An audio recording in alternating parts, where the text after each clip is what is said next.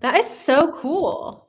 It's Lego Notre Dame, and it has lights that we built. My daughter is super into Lego right now, so she It's would like love that. you can actually. I have a remote for it. Oh my God. I can That is turn it. very cool. You see the CES Lego release, Ken? Yeah, That they have like the smart brick the now? Oh interactive yeah, I one. heard that Lego people don't like it. Really? That's the word on the I street. there's some things that need to remain analog. Yeah. So are you not a fan? Well, it's like you mocking me about Spotify, and I've got my hi-fi system set up next to me here. So Okay, well, we'll get into that, Ken. We have lots of time to roast you. Okay, so today we'll be talking a little bit about attendee retention. Um, but before we start talking about attendee retention, Emily, I wanted to start with you and just talk about your Spotify Wrap. Did you look at it this year? Anything really interesting or that you're willing to share that came out of that? Or so we're just not asking Ken because he doesn't have Spotify. Well, we may we're gonna do. get to that. We'll get to that. Don't worry. Yeah. Um w- I'm sorry, I'm echoing, so I'm getting distracted. Yeah, there should be a thing to shut off your echo. Mm, echo cancellation. Yeah, it says it's on. I'm sorry, am I messing up the recording? It doesn't matter. We can always chop things together. I'll just ask you the question again. All right, I'm just gonna go for it, and I'm still hearing myself echo, but it's fine. Okay. Sorry. I'll turn my, I don't know if that will help. Okay. Before we start talking, get into talking about attendee retention today, Emily, your article was about Spotify Wrapped. So I assume you participated this year. Any stats you're willing to share about your Spotify Wrapped? Yeah, definitely. I did look at it. I looked at it when we had our all company meeting, and it was really fun because you're like around other people and we talk about it and compare and contrast. But I what really resonated with me, what stuck with me is that it really reinforced like my identity.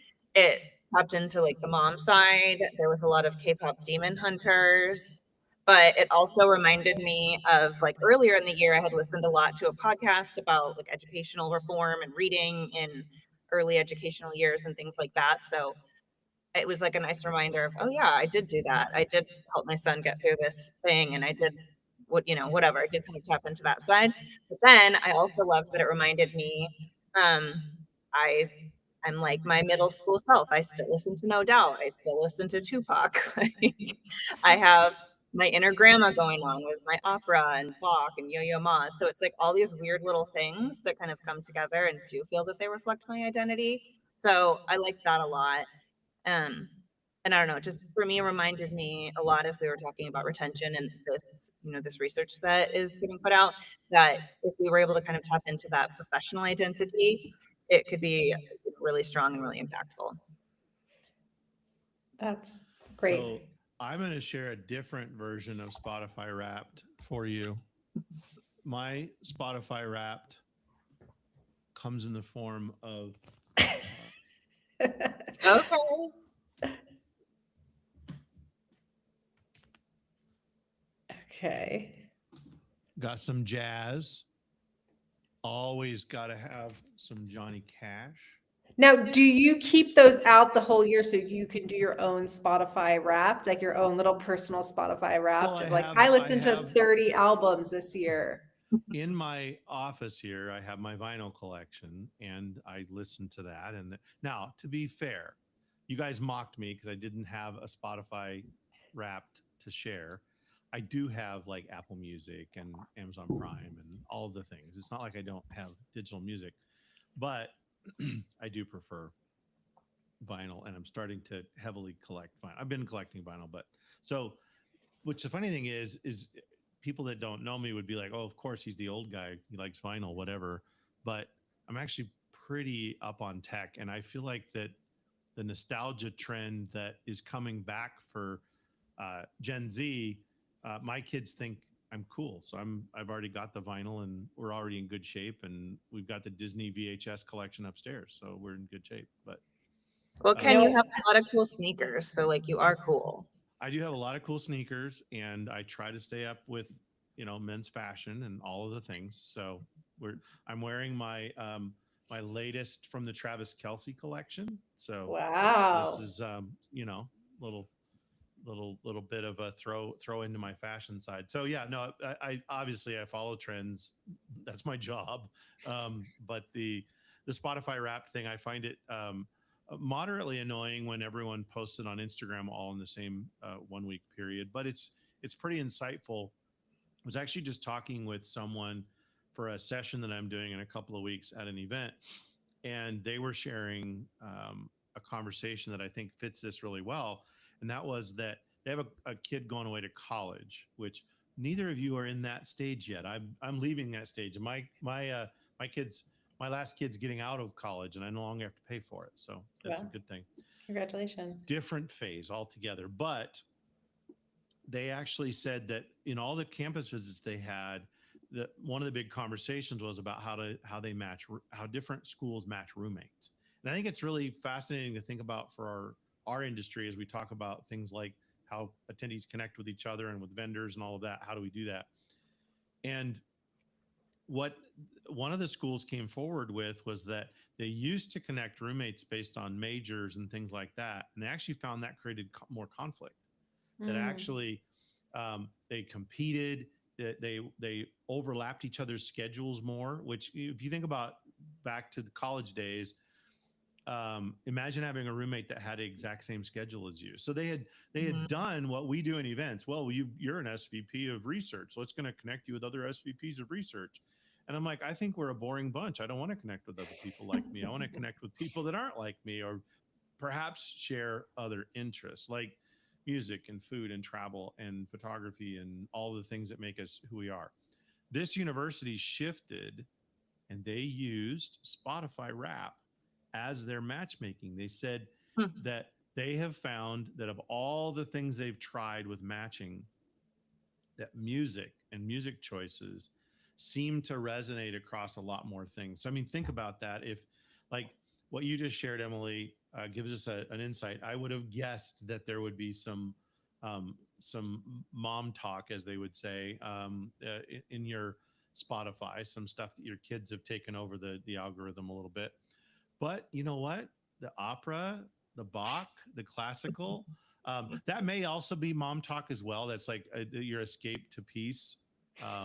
But that tells us a lot more about you and a lot more depth about you than a lot of other choices. So I thought it was really fascinating to see.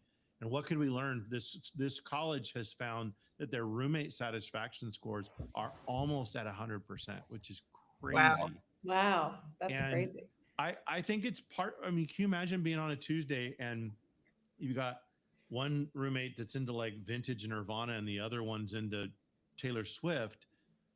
It doesn't take a lot of imagination to think that not only does that afternoon study session have some conflict in it, but all of the thing, just those two things tell you a lot about who those people probably are. That nostalgia lover and that staying up till midnight to hear Taylor's latest album drop is a very different person altogether, and we can all identify with that. Yeah.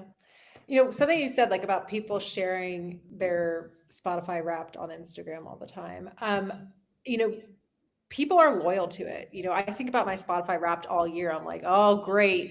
Gabby's into Joseph and the Technicolor Dreamcoat now. Like, there goes my Spotify Wrapped. So, what do you think, like, Spotify Wrapped reveals about people building loyalty to like this experience? They're not loyal necessarily to, I guess they become loyal to Spotify because of what it's providing them, but it's really the experience on the other side throughout the year that they're building a loyalty to. So what do you think that it really is telling us about how people are creating loyalty? Go ahead, Emily. Well, I think it connects back to that idea of identity. It's like these little things about yourself are what you're connecting with. It's not the platform. So when I think about it from an events perspective, it's like you're going because you're going to something that connects to your professional identity, your intellectual curiosities, what it is that you want to excel at. And yeah, there's professional development funds and all these things. And a lot of times your organization encourages you to go, but ultimately it's a personal decision about how you as a professional want to spend your time.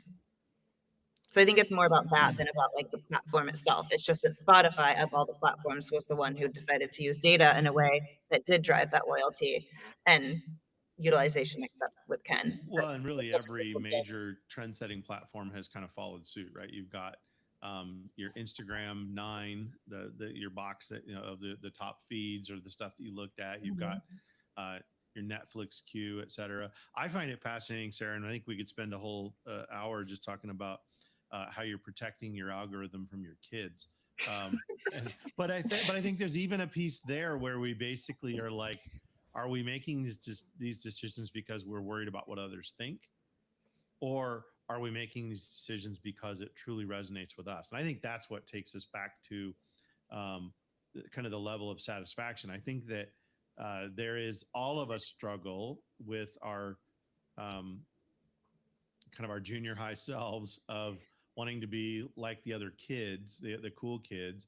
And so you've got this idea that, well, if I make this choice, it's going to affect how others perceive me, like to your point, Joseph, in the Technicolor Dreamcoat. But um, I think that really getting into and kind of unpacking how people can kind of be their true selves and how they can show up at an event or in a business environment as themselves. It doesn't necessarily mean that that's fully their fashion or their musical choices or other things, but really even just because everybody else is interested in this session doesn't mean I have to be there. Just because everyone else is um, doing the, I am a, I'll be going to an industry event next week. Someone asked me if I was going to go to the Pitbull concert that's closing out the event. Um, Pitbull's not on my radar. It has nothing to do with age or taste. Fine. If people love Pitbull, great. What it filters for me is I have a disciplined routine of I'm going to get my good night's sleep. I'm going to wake up. I'm trying to exercise more and do all the things. So no, I won't be at the Pitbull concert because I think it starts at 10 o'clock. Like, so the I'm going to make decisions and choices. And I think that as planners, I think we're going to have to deal with, I think we've come from an era, and now I'm going to really date myself, besides the gray hair and everything else. We've come from an era where uh, there were 3 networks on television when I was a kid: NBC, ABC, and CBS. And it was a big deal when Fox came in. And some of us got the little loop and we could get like PBS, to today where there's all these different choices and all the different streaming channels. I can get what I want. Same thing in music as we're talking. The genres used to be, there was rap, rap came in, and country and rock and all the things. Broader point, planners have built events for an era of network television and broadcast and receiving content in the majority. We don't live there anymore. We're in an era of I have choices, I have nuances, and I need to be able to navigate all of these different things. And to their dismay, perhaps they're going to have to adapt to an era that says, I'm looking for content that resonates with me, activities that resonate with me, people that are like me, and I have an expectation of not only consuming those things but contributing it as a participant with my tribe in ways that aren't the mainstream. And so it's going to be more complicated, but I think ultimately more rewarding as we begin to discover how people's personalities can come out in the choices that they make. How does that show up in an event, and how do I plan for that without creating absolute chaos, but giving people data driven, algorithm based choices that help them connect with their people and their content and their tribe. I love that. And it connects, it's a great segue into what we're, really want to talk about today is related to the Freeman research that's coming out, or has just been released when this interview comes out. So talk to me a little bit about some of the things that bubble to the top. It's all about attendee retention and how it's getting harder. So what do you think is like the single thing that event leaders are underestimating the most when it comes to attendee retention? Yeah, so I'll kind of share the top line, and then Emily, I think you jumping in with kind of particularly what this means as a marketer, because we've been having these conversations. Uh, as someone who does research for a living and digs into data, I love data but not for the sake of data. I actually like to be surprised by it. I like to find things that weren't my assumptions. Often we go into data. Many people go in trying to validate their assumptions with data. I actually like to be surprised, and color me surprised. The data came back that as we've developed over the last year, a number of themes that have been great. We started to see this theme recur, so we dug in. And that is that um, uh, planners are obviously cost strapped. They're dealing with rising costs. They're struggling with, shifting and making the changes we've just talked about. But we started to look at a deeper trend that emerged, which is what is happening with retention. And particularly as the CMO has entered the conversation much more directly in event decision making around sponsorship, attendance, et cetera, they want to hear the voice of the customer. And the voice of the customer is telling us that our attendees are not coming back. And what does that look like? We found that across the board, first time retention was bad. It's only about 30%. We thought that was enough to pay attention to. We started to dig in and found that overall retention isn't much better. It's around 32%. And even if we get broadly out to a definition of retention of like company, same number, like we have 5 people from Freeman that attended last time and 5 attend this time. They're 5 different people, but we head count them. We even looked at 3 years of rotation, and the best we get is around 40%. Most of it we have to look at hovers in the 30s. That's really stunning to think through. And what I was more stunned by is when I began to talk to many planners, from large for-profit organizers to individual event planners. They all are like, you mean everybody else is like that too? Mine are like that. I thought it was just us, and they haven't talked about it. But this retention conversation it's literally, I'm both excited by it and horrified by it at the same time. But Emily, as a marketer, what does it do for you? You guys do attendee acquisition as a practice. These retention numbers have been shocking. What do we do about this, and what are you thinking about it? Yeah, well, I like to think about segmentation as it relates to retention, because one of the kind of points in the research is about like boomers are probably the most loyal of all the generations. So if you're looking at someone who has come to an event every single year or most years, it's someone who's been doing that for a long time. We're not seeing that as much with our millennials and Gen Zs. Like I have an example. I went to a medical meeting recently, and I talked to someone who was there. He was a surgeon, and he's been retired twice, and he still goes to the event. And I'm like, why do you still come? Like, I just want to understand. And he's like, well, this is who I am. And that was it. It's like so simple. You found And his of course he tribe. goes, Yeah. yeah, he's like, I see the people that I know. I talk to new people. I talk to exhibitors. He does all the things, but it's because it's who he is. But I have a friend who is a surgeon and also goes to that event. And she's a resident, and she's kind of finding her subspecialty right now. And she was like, yeah, I don't know if I'm going to come back. Like, maybe if they have more content relating to my subspecialty, I will. But otherwise, why would I come back? And I'm like, well, I'm your friend and I work for this event. Don't you want to come back just because, I don't know, we're bonding over that? And she's like, well, no, I need to learn about my thing. Like, I can't just come because of that. I have all these other things that I've got to prioritize, and building my career. It needs to be relevant. So it's a pretty logical argument. You can't hold it against anybody, but you have to think about the difference in like the priorities and the needs that the younger generations are facing now and how much more important relevance is. It's not even just, there's no loyalty among younger generations. We live in a different world. The realities and the challenges that we're facing are different. And so choices are harder.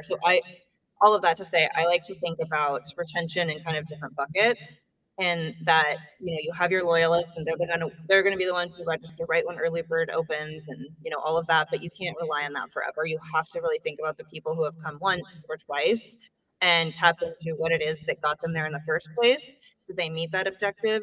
And can you have them come back because of that? And if it's not fitting their needs, you need to think about why. And is that something we should change in terms of the event experience? Or is it that you need to tap into the different attendee who has motivations tied to what you're offering? So I think Yeah, so it's a very different framework. It's not like retention fits into one bucket or category or strategy. Like, you really do need to understand the differences between the super loyalists and the 1 or 2 time attendees. yeah, so we began to unpack some of this as we realized what was happening with retention.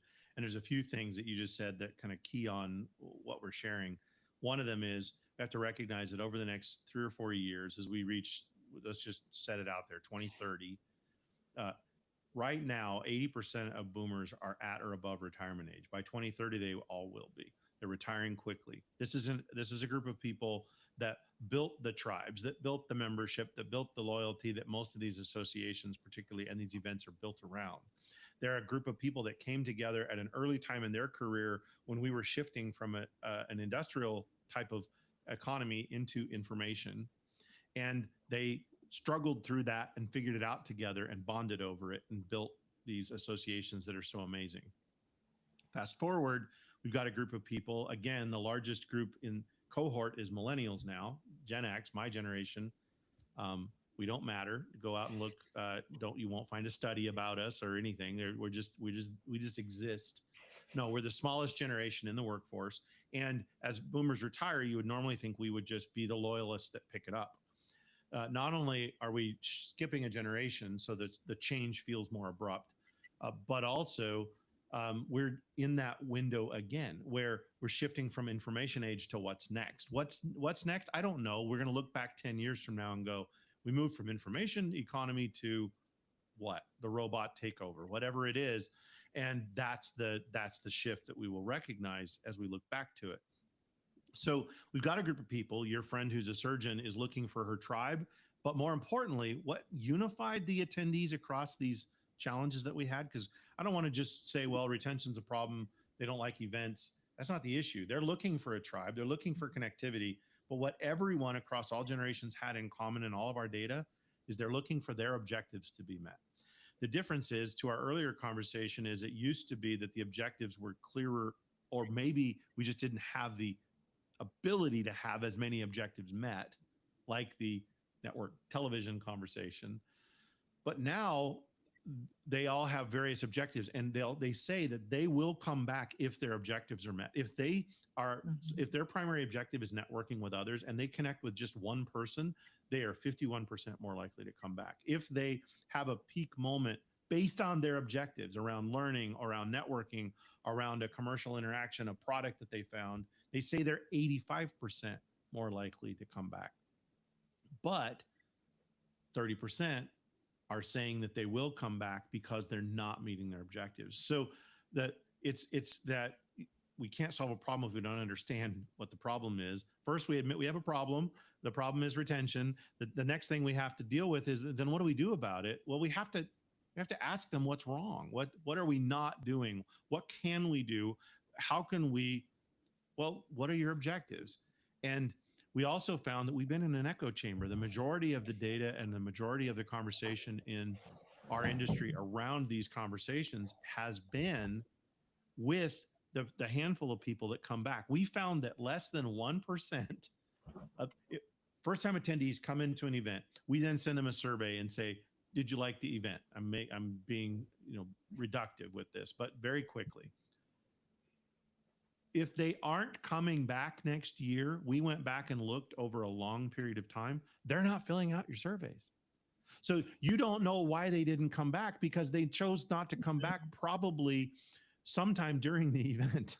itself. And you asked them a month later and they're like, yeah, I don't have time for that. I'm not going back to that event. Your friend that's a surgeon, if her goals weren't met, she's probably not in the survey. And certainly understanding why a customer left and what will bring them back. We're asking the wrong people. We're asking the people that are choosing to come back. It's like only asking your family if the family restaurant's any good.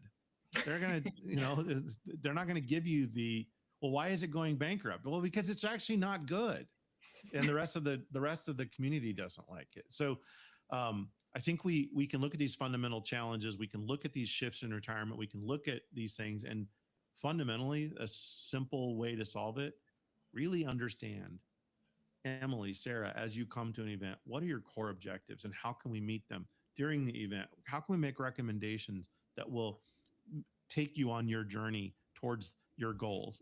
And then afterwards, asking them, did we meet those? How did we do? How can we help you? People want to be heard. They want to, it's simple human nature. And I think it's a complex problem, but I think there's some simplicity in its answer. Just listen, ask, listen, ask, and keep going through that cycle. Well, it's interesting you say that, because when I asked her again, well, why do you need to go to something that's related to your, subspecialty? Because like theoretically I get it, but I'm not a surgeon. I don't know. And she was By the like, way, well, I want because her to go to what I don't know what kind of surgeon she is. I would yeah, really like her to be really good at it. well, I would too. Yeah, I mean, she didn't go out and say, well, because I don't want to make a mistake when I, operate Yeah. on you. But she was like, well, because I want to meet the leading doctors in my field, because that's who I aspire to be. So it comes down to networking and the tribe. That's kind of confirming your point. Yeah, she's looking for a specific tribe that benefits her objectives. And it's not about the title or even her age or other things. She's got some core objectives, and man, it's powerful to, her example brings the data to life in a powerful way. Well, actually, Emily, in your article, you kind of mentioned about the data that we're getting when we ask all these questions on registration, and what are we doing with that data, to help set up our event and also to market our event after. And I know actually this was part of the Freeman data, maybe a few Freeman datas ago, is like using the data that we get. And so I guess, Emily, how do we use that data to be more personal and not as generic? Like, what does it actually look like in practice? Do you have an example that you can share that we're like changing the framing of how we're framing the event would make difference in engagement and people coming back? Yeah, I have a couple examples. There's one, if we want to do like a New Year's resolution recap or something next year, there's a client that Ken and I work with. We just dropped a question into their registration form asking, essentially uncovering what is your primary reason for attending. I can't wait till we have all that data and can use it next year and see, how that pans out for us. So we'll come back to that one. But one example is with an event, Super Zoo. It's pet retail. I've been working on that one for a long time, and it's for all types of pet product retailers, but it originated with like independent pet retailers. So the smaller mom and pop shops in your neighborhood where you might go get pet food, pet supplies, whatever, as opposed to like the bigger Petco types. But over the years, the bigger folks have started to come to that event as well. So it's really like a services the entire industry. But what we found is that as the event grew and as it became larger and more, kind of the category leader, a lot of the independent retailers started to feel overwhelmed by how large the show floor was, because it had, such a comprehensive trade show floor. And of course, anyone in the trade show industry kind of hangs their hat on, I have the biggest show. But the reality is most attendees don't care about that. That doesn't mean anything to them. Square footage literally doesn't resonate. I mean, I can't picture 600,000 square feet, except for the fact that I've been to a trade show that I know is 600,000 square feet or whatever the metric is. But if I hadn't ever had that frame of reference, it would mean nothing to me. So what we realized from all that post-show report research was, well, why would we go back to them and tell them this is the largest show floor in the pet industry? That's literally what you're telling us you don't like. So we reframed it as the most comprehensive pet product marketplace, because we know that they're coming for discovery. They're coming to find what's new, what's different, what sets them apart as independent retailers from the big box stores. And that event can service both audiences. But so it's not, it's not changing what the event is, it's changing the framing that this actually has all of the selection that you need, as opposed to this is overwhelming and huge. And that's made a huge difference for that industry because they still feel that they have a place at Super Zoo. I think we're entering an era where the conversation, it used to have the boomer communication style is there's 7 steps to this, there's 5 steps to this, there's these 4 key things you do, and et cetera. And we could pick that apart, but that's been a very staid way that that was communicated. It also was always bigger is better, right? There's more for trade show marketing. It wasn't just the square footage you're talking about. It was also, we have thousands of sessions, and there's going to be 100,000 people there, and for a lot of reasons the generations that are coming in actually not only does that not make sense, like you said, they can't visualize 600,000 square feet. That actually sounds horrible. Like that, it actually, that doesn't sound like something I want. And it's, the solution isn't to make smaller events with less choices and less square footage. It's what you framed it well. But I would say that the era we're moving into is curating, and it's been positioned as personalization. I think it's curation, and curation says, what are your objectives and how can I help you meet those objectives? When I go to a restaurant, I actually want the waiter to have an opinion. I want the serving staff to tell me what is. I like to ask them, what's the thing on your menu that people should order that they don't? That tells me, if they tell me everything's good here, you're useless to me. Your tip just was ridiculous. No, just I want that opinion, and people are looking for that. They're looking for a curated opportunity, and all of those choices are a benefit to that curation, because it means that my personalization for what I'm looking for, the people I'm looking to meet, the vendors I'm looking to go connect with, et cetera, there's more options. But you got to teach me how to select from it, make recommendations. You want to be the event planner that is the waiter that I give the biggest tips to, which is to say, you know what? More people should really order our pasta. Our chef makes it in the back by hand. It's amazing. And this is not just bolognese. It is handmade pappardelle. I'm saying this because I had this last night for dinner. What is that in Sounds the really event good. space? These are, from what you've told us the objectives are, these are the sessions we think you should go to. You don't have to tell them every block, every hour. You can give them, just narrow their choices. And oh, by the way, to your point, Emily, this client that we're doing this exercise with, if they tell you that their primary goal for the event is content learning, so they're there to learn, certification, learn a new skill, whatever it is. Even if you just flip the email around and put that at the top of the email, you're going to have better outcomes. To basically say, they hear me, they're focusing on learning. Doesn't mean you can't put the thing lower down about the networking event or the fitness, the Tuesday morning fitness marathon, but just don't lead with that group. Curate for them something that says, I'm listening to your choices, and that based on those objectives, the event planner, the event itself, should be the expert on helping connect you with those types of objectives and goals. And I think that's not simple, but I look towards tools like AI and other things and go, I think it will get simpler, but we can either throw up our hands and go, oh, there's too many sessions to make recommendations. I certainly can't curate every individual. No, you don't have to. Just even some buckets that begin to shape that you're listening. And I think you'll see a tremendous amount of success with that. Yeah, I think one other thing that we've been doing with some of my clients is sophomore attendee journeys. The way somebody's going to experience your show the first time is going to be different than the way they want to experience it the next time. To your point, Emily, one of my clients, Apex, they also have a really big show. So the first time people come, it's super overwhelming. There's a lot going on. But then once they kind of get it, they're like, okay, well, what else is there? I've walked the show floor. I want to walk it again, but what about training? What about education? So we've started doing sophomore journeys where our emails are being really specific about, okay, you've been here once before, but here's the other stuff that maybe you didn't get to the first time. Here are some of the news things that you definitely didn't see last time that we think that you'll be interested in.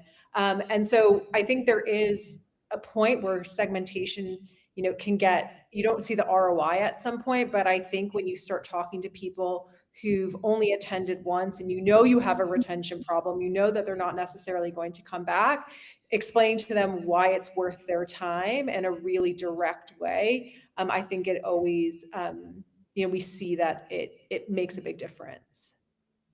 Well, there's so many different platforms and areas and ways that data is collected in our space. We have our mobile apps, we have our reg platforms, you have your session ratings, you have exhibitor lead scans, there's on-site behavior mapping. Like it's endless, but it is hard to corral and utilize all that data.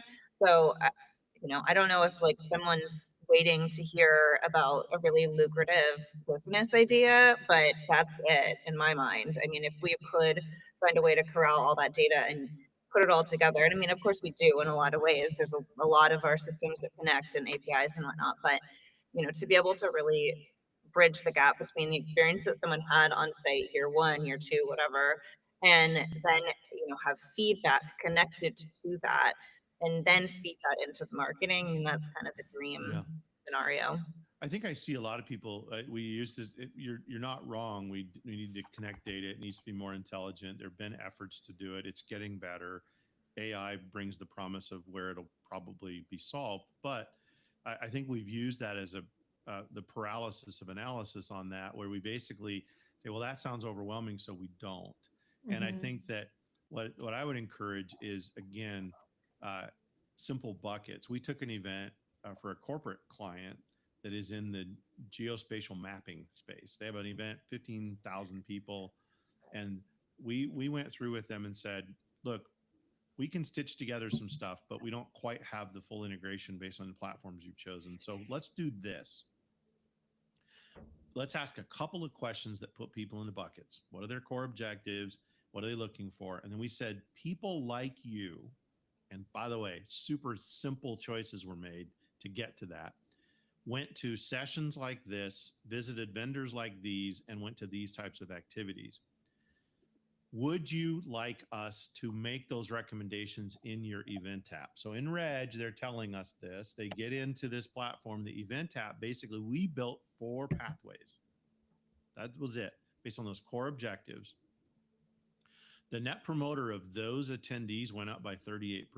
So over 80% opted in. In that choice, we pre-populated, and oh, by the way, it was baling wire and duct tape to do that. It was basically some Excel sheets and stuff on the back end. This is several years ago, but it began to clue us in that these simple choices, most of them opted in, said, yep. And it just basically populated the calendar in their app. We basically had 4 personas in the app, and it was the Sarah persona, the Emily persona, and the Ken persona. And Ken's choices are that's what we're gonna just copy and paste across your entire thing. They went to those sessions. Some of them chose not to go to some of them, but their overall satisfaction went up. They opted in. We had made an effort to boil it down. Before that, the event owner was like, there's no way we could do this because there's just too many choices and it'll get overwhelming. So let's just try 4 paths. And you know what? Today, they're in a much more sophisticated world, et cetera. But something you said, Sarah, I think would tie to this, and it's also in the report that we've written together, and it's challenges around registration and what's happening with registration patterns. And of course, that's a big topic in the industry about people registering late and stuff. I'm convinced that we've got to start thinking differently about all of this. So for instance, you talked about the sophomore attendee a minute ago.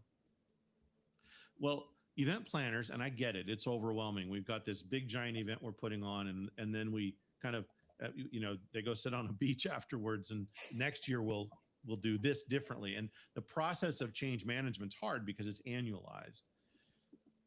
What if we actually begin to interact with people about next year's experience this year? What if we actually let them register for next year? We do it with exhibitors all the time. We tell them, hey, go to the back and sign up for next year's booth. You can, get in line first, all these other things. And then we wait 6 months to tell attendees. Some of the best events in the world, Web Summit, which is over usually in Lisbon, their registration opens for the next year, opens the last day of this year's event. They are already registering people for next November. Now, what does that mean? All they've done is put them into a nurture stream as marketers. It's a nurture stream. It's basically saying they've said they're interested in coming back next year. They're not actually registered yet in their case, but they're going to get ongoing communication. They're going to ask them readily, because we've just sifted out all the people that immediately had a little mountaintop experience and they want to come back to the event.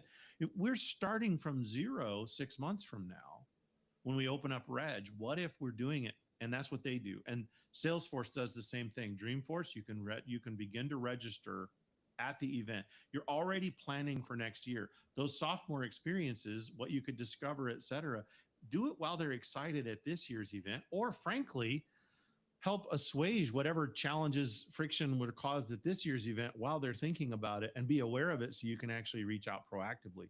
We shut down everything. The website goes down, everything goes dark, and then we put up the circus tent next year and then wonder why we don't retain. And I think there's some fundamental things we're going to have to do differently. Yeah. I mean, we talk about the changing of from a marketing funnel to a infinity loop. And to me, that's the infinity part of it. It's like, there are so many ways that we can engage people in between show cycles. And we don't. Yeah. The first would be to, in the infinity loop, is don't break, I always used to talk about planning experiences like a roller coaster. And imagine a roller coaster where the track ends and then like 100 feet later, it begins again. That sounds like a bad experience, right? You're going to jump the track. That connectivity at this year's event to next year's event has to be smooth. And I think we are sending people off the track screaming. And then next year we're like, okay, let's start up again. And that's a reductionist way of looking at it. I don't mean to be dismissive. I know there's a lot of reasons, but I think these are the kinds of questions we have to say, let's think differently. We're not retaining these attendees is the best way for us to lower costs. It's the best way for us to provide some lifetime value. We all know that keeping a customer is a lot less costly and than gaining a new one. So let's lean into those things and figure out different pathways. I love it. Ken, why do you always have analogies? And I know. I have too many metaphors. We've gone from food to roller coasters to, it's all over. The ships and the trains and the, long roads. Well, I'll just have one last question before I let you guys go. I know this has been a great conversation, but I just wanted to say, final thoughts. If you were talking, one person's listening to this and going to take in what you say to event leaders heading into 2026. What's one mindset shift that they should make about attendee retention to start the year off right? Emily, maybe we'll start with you. Well, I mean, just given what we've been talking about, I think it's just to start small and try something different. It doesn't have to, it would be great if all of our data points connected and we had this kind of perfect world. AI will help us get there, and we can crunch data all day and still not have the answer. So trying small shifts, look at your post-show report and see what the attendees said and see what the attendees who chose not to attend said, and ask things differently, tweak your messaging, adjust your emails. Even just all these little things can make a really big difference, and we're not going to know unless we try it. But I would also, I also think having more conversations on site are really, really, valuable pieces of information that we can then extrapolate and relate back to some of those bigger, efforts. Like the example with the surgeon who was twice retired and still went, to my friend who's gone once. Like those are two conversations that for me were so insightful and have stuck with me for 2 years. And little things like that can go a long way. I would echo all of that, but I'll try to clarify my thoughts here with this. The events industry talks a lot about the word engagement. We talk about engaging people. Are people engaged? What does engagement look like? And all these other things. And I went on a study a few years ago on that topic, and I would ask event planners over and over again, what does engagement mean? And they would say things like collaboration and participation and all these other things. Webster's defines it only really a couple of ways.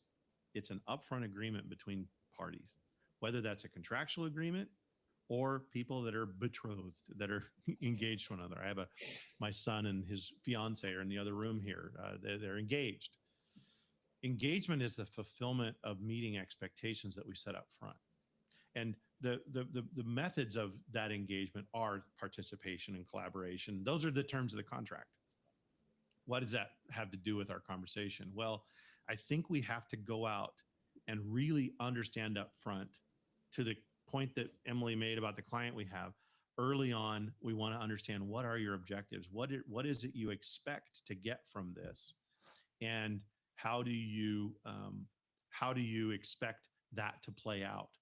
Unmet expectations, whether it's personal or in business or any relationship we have, are the reasons why relationships fall apart. It's why things don't work out. The understanding our attendees, asking them what they want, and then asking them if we fulfilled that. It's the same things we would do in any relationship that we have. We've got to get to a point where we understand the relationship that we have with these people we want to keep coming back to our event, and nurture that through understanding their needs, what their expectations are, and when those expectations aren't met, resetting and finding ways to move that forward. That will bring successful engagement, because our upfront agreements have been met and people can actually be fulfilled in that relationship. So when we talk about retention, when we talk about retirement and the challenges that we're seeing, when we talk about uncertainty and navigating those things within our industry, all of those things, I believe, come back to good communication, understanding upfront what the objectives are, and validating and reinforcing those objectives as we go. And I think if I'm doing one thing in 2026, it's tuning my engagement engine to understand what people are looking for and make sure that I'm meeting that. I do that with my wife, my kids, my business partners, my customers, all of those things. And I think that it's fundamental. It's something we should be doing all of the time, but I think the data is pushing us towards all these shifts and changes that are coming, and we need to reset and understand up front what winning looks like with each other. I love it. Don't know where Emily went. I think we lost Emily. Yeah. But this That's was why I kept anyway. This going. was I great. figured it records Yeah. the channel. Well, I'll just keep going. So Yeah, no, that was perfect. Thank you. I'm going to stop the recording now.